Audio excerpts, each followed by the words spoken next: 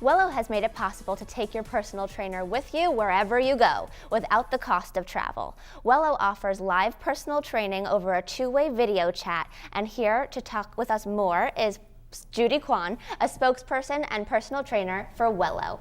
Thank you so much for being here. Hi, thank you, Chelsea. It's great to be here. I discovered Wello in a taxi cab, yes. of all places, on the little promo, and I was like, this is brilliant. Thank you. So what makes Wello unlike any other personal training experience? Yeah, so basically it makes fitness even easier and more accessible than really, I think, anything in the history of fitness. So basically you can roll out of bed in the morning and just put your gym clothes on and turn on your laptop and you're there. You're ready to work out. You don't have to go to the gym or come back it's or really wait too in line good to for be showers. true. Exactly. Really too good to be true. So how do people get past that they're talking to a screen while actually working out? Like how does that barrier get taken down? Yeah, you know, we encourage people just to try it, and once people actually try it, they really find that, you know, we choose a lot of our trainers to be very engaging individuals who can relate to people either in person or through the screen. So once people actually try the experience, they tend to become believers. They tend to realize they can get a really hard workout and really want to work out with that trainer even though they're not in person. So you have also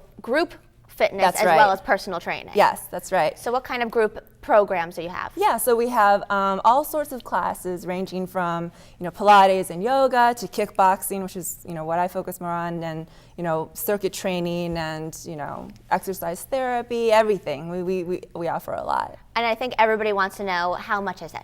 Yeah, so it's actually really affordable. That's one of the things that we wanted to focus on to make it more accessible. So, you know, group classes start at $10 per person, and half an hour one-on-one sessions start at $19. So, you know, and I think for millennials, you know, two things: we have to have convenience, and we have to have affordable endeavors. And to go to a gym could be pretty pricey. Yes. So it's such an easy blend of everything. Yeah.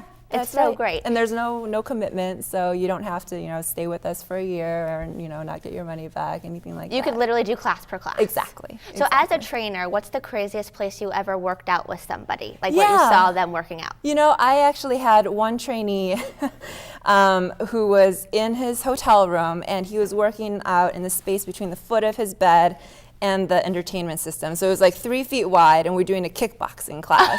So he, you know, was kicking kind of sideways, and you know, I had to make sure and tell him, you know, please don't lose your balance, you know, or hit your head. But you know, we made it work. So.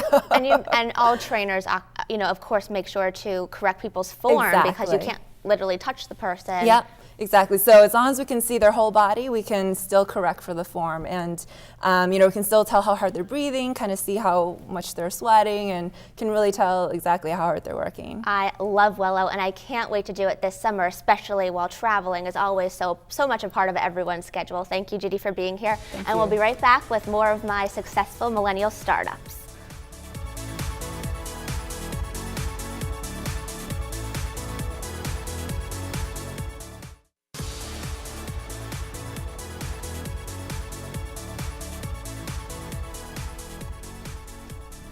Jordan Weinstein started posting his paintings on Instagram, and before he knew it, he was getting requests from all over the country for custom work. Social media turned his talent into a successful business. Now we're back with all of the company founders to talk about the advice they wish they were given. I'm so happy you guys are still around. I feel like I could talk to you each for 30 minutes. Vincent, what advice do you wish you were given back then? I mean, you know, for me it was, well, really the advice that I'd give to people, just from all my experiences, is just to do it a lot. Like, go out and start. Most people just think that starting your own business is too daunting of a task. Where do I start? What do I do? And a lot of times they overburden themselves trying to be 100% perfect in the steps to get there versus just, you know, starting and, you know, 80% and go. So that'd be my recommendation, because if you don't start, and then, you know, you'll never do it, but you'll learn along the way. Great piece of advice. Marissa? Yeah, I couldn't agree more. I think it's that, you know, write the idea down on the napkin, then put it in a slide deck, then talk about it in front of your friends. But just taking those little steps, all of a sudden you'll look back and it's a lot of big steps. Josh? I think using the resources that are available to the general public, like LegalZoom or something like that, it's easy to get involved in a company or start your own company for pretty cheap these days. And do you think that the economy has some sort of influence on people's initiative to be a risk taker today? Everyone's thinking how much money I have to invest into my own company or idea. Sure, absolutely. I mean, with the economy not being as good as it used to be, it's much harder to start a company and really get things going. 90% of small businesses fail, so to be in that 10% range, you have to know what you're doing, have the right people around you, and have enough money behind it. Vincent, at 19 years old, I could relate to being really young and starting something that's kind of foreign to people. Did you have to sacrifice a lot of relationships and party time and friend time in order to get this puppy off the ground? Yeah. I feel like sometimes I lost out on my early 20s because you just have to dedicate everything, your money, your life, your time, friendship, and it's tough, but you do it for the big picture, and that's what I did, and you have to make sacrifices.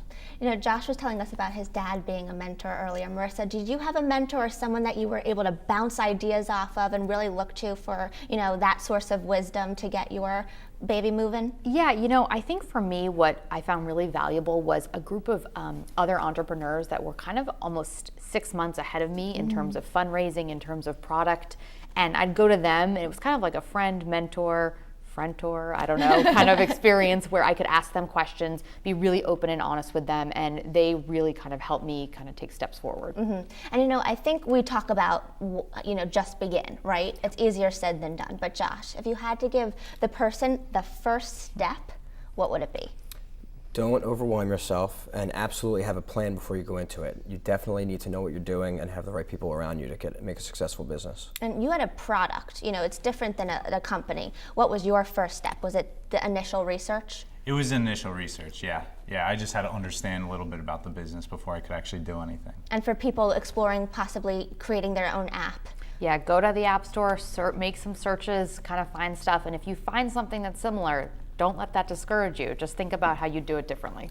I love that. Don't let it discourage you. Think of how you could do it differently. Yes. And I always say, find your own niche, find that person you can relate to, and go for it. The best piece of advice I was ever given was be persistent, and that always sticks with me. Well, thank you all so much for being here. To find out more about today's show and all of the companies we've featured today on our website, of course, keep sending me pictures and messages via social media, and be sure to check out the resumebear.com quick tip of the week.